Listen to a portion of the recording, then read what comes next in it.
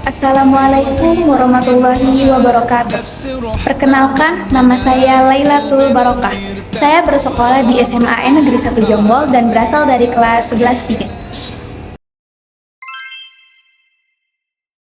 Muhammad Quraisy Shihab dalam karyanya Mutiara Hati memaparkan bahwa iman itu bertingkat-tingkat yang secara berturut-turut, dimulai pengetahuannya disertai rasa takut, harapan, kekaguman, keyakinan, lalu cinta yang ditandai hubungan harmonis, dan puncaknya adalah lemburnya hati dan pikiran.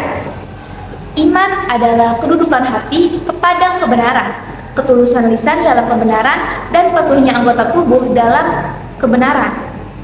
Al-Quran menggariskan, misalnya yang tersurat dalam Quran Surat Al-A'raf ayat 96, Quran Surat Ibrahim ayat 23, dan Quran Surat Yunus ayat 9, bahwa orang yang beriman yang dibarengi dengan amal soleh sebagai relasi syariah dan akhlak, dijanjikan kehidupan dunianya penuh dengan kebahagiaan, keberkahan, kemuliaan, dan di akhirat nanti dimasukkan ke dalam surga.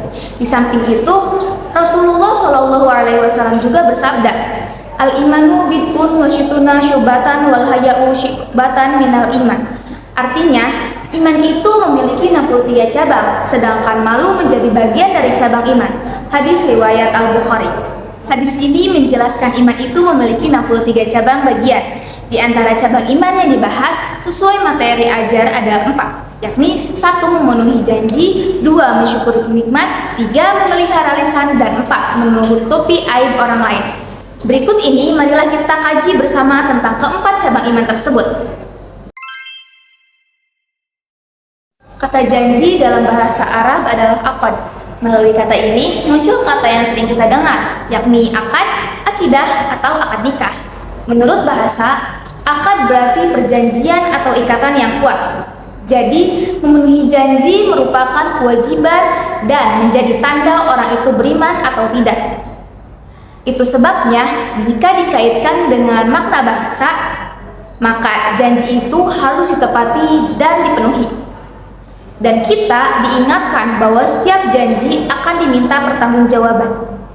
Bagaimana firman Allah Subhanahu wa taala dalam potongan Quran surat Al-Isra ayat 34 yang berbunyi, A'udzu billahi minasyaitonir rajim. Bismillahirrahmanirrahim. Wa aufu bil ahdi innal ahda kana mas'ula, yang artinya dan penuhilah janji karena janji itu pasti diminta pertanggungjawabannya. Quran surat Al-Isra ayat 34. Janji terbagi menjadi 2 bagian. Yang pertama, janji kepada Allah Subhanahu wa taala. Sudah dijelaskan di dalam Al-Qur'an bahwa semua manusia tak terkecuali pernah melakukan perjanjian kepada Allah Subhanahu wa taala di alam ruh atau rahim.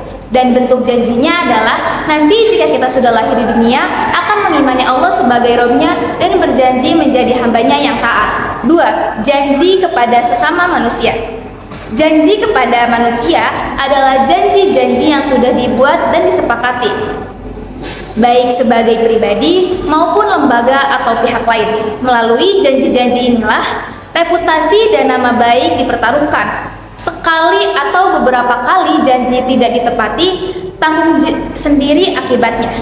Seperti paparan di muka, sulit sekali menumbuhkan kepercayaan jika orang atau pihak lain sudah pernah dicederai atau dilukai akibat janji yang tidak ditepati. Contoh dari memenuhi janji adalah apabila kita mempunyai nazar, segera melaksanakannya sesuai yang dinazarkan. Nazar merupakan janji untuk melakukan amal kebaikan seperti berpuasa atau bersedekah ketika sesuatu yang dicita-citakan terpenuhi. Ada 2 kata dasar yang digunakan, yakni syukur dan nikmat. Syukur menurut bahasa berarti membuka atau menampakkan. Lawan dari syukur adalah kufur yang berarti menutup atau menyembunyikan. Perhatikan dalam Al-Quran surat Ibrahim ayat 7 yaitu yang berbunyi, A'udzu billahi minasyaitonir rajim. Bismillahirrahmanirrahim. Wa idza azanna rabbukum la in syakartum la azidannakum wa in kafartum inna adzabi lasyadid. Yang artinya, dan ingatlah ketika Tuhanmu memaklumkan, sesungguhnya jika kamu bersyukur, niscaya aku akan menambah nikmat kepadamu Tetapi jika kamu mengingkari nikmatku, maka pasti azabku sangat berat. Quran Surat Ibrahim ayat 7. Contoh yang tidak baik yang dilakukan umat Yahudi yang dikisahkan oleh Al-Quran misalnya dalam Al-Quran Surat Al-Baqarah ayat 27 dan Quran Surat Al-Qasas ayat 4. Sebagai umat yang paling kufur nikmat, bersama Nabi Musa alaihissalam, umat Yahudi menikmati begitu banyak nikmat, khususnya keberhasilan menghadapi Firaun dan bala tentaranya yang menindas dan membunuh setiap anak laki-lakinya yang baru lahir. Lalu Allah Subhanahu wa taala menyelamatkan mereka, namun semua itu diingkari, bahkan di satu masa sampai berani membunuh nabi mereka. Melalui gambaran ini, kita sebagai umat Islam diingatkan agar jangan menjadi umat yang kufur nikmat. Jadilah umat atau pribadi yang pandai mensyukuri nikmat, sadar dan paham bahwa sebegitu banyak nikmat Allah Subhanahu wa taala yang sudah dianugerahkan kepada kita. Menjaga lisan sangatlah penting karena melalui lisan yang tidak tertata muncul pertengkaran dan perselisihan. Lisan juga bisa membuat malapetaka yang besar, bahkan pembunuhan yang tidak terkira akibatnya. Selanjutnya, penggunaan lisan yang tidak terjaga menjadikan perang yang menimbulkan korban jiwa melalui dari hitungan yang terkecil sampai mencapai ribuan, bahkan jutaan.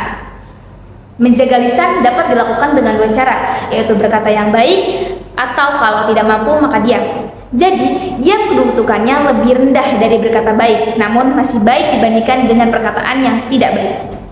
Aib adalah celah, cacat, nista, noda, perilaku hina, atau ada juga bermakna kiasan, yaitu arang di muka. Biasanya digunakan dalam kalimat, bagaikan menaruh arang di muka. Melalui kalimat itu, yang bersangkutan sudah dibuka aibnya, sehingga sangat malunya, hancur lebur, bertabat, dan nama baiknya seakan-akan sudah runtuh hidupnya. Disebabkan aibnya dibuka atau tersebar. Aib adalah keburukan yang bersifat rahasia, disebabkan sifatnya yang rahasia biasanya diketahui oleh yang bersangkutan atau beberapa orang tertentu. Mayoritas orang bahkan bisa dikatakan orang gila, ingin aibnya terus tersembunyi, tidak ada yang ingin aibnya terbuka atau disiarkan pihak lain.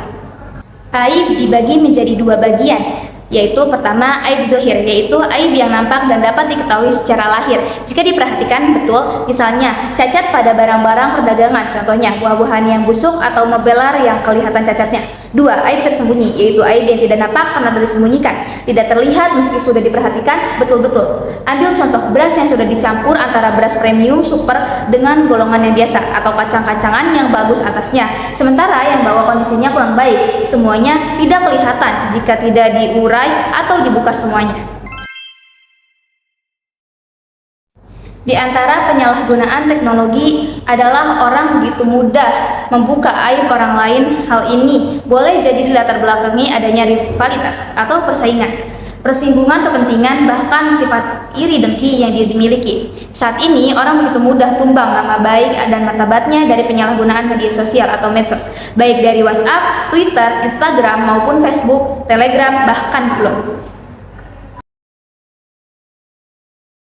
Contohnya ada raja, presiden atau calon presiden, perdana menteri atau tokoh berpengaruh bisa turun tahta sendiri atau diturunkan oleh rakyatnya. Akibat aibnya dibuka di tengah-tengah masyarakat melalui medsos atau media internet lainnya. Hal ini bukan hanya terjadi di negara kita, tetapi juga terjadi di negara-negara lain.